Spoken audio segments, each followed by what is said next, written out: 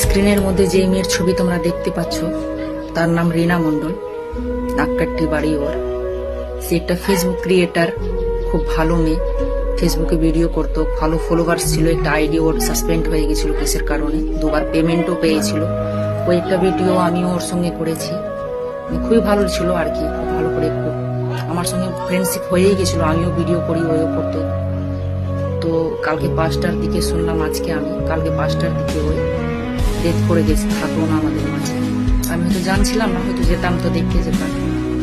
আশেপাশের লোক বললো যে থাকলো না, আমার পিসির বাড়ি এখানেই আছে, আমাদের বাড়ির কাছে। জানলাম, সবাই নিজের ফোনে স্ট্যাটাস লাগাচ্ছে, দেখছি। দেখে বুঝতে পারলাম, হয়তো জিজ্ঞাসা করলাম, কাউকে ফোন করলাম। তো শুনে মনে দুঃখ হলো খুব, সত্যি কথা বলতে। সে আমাদের মাঝে আর থাকলো না। যেখানেই থাকে যেন ভালো থাকে, এটুকুটাই বলবো, শান্তিতে থাকে আর কি।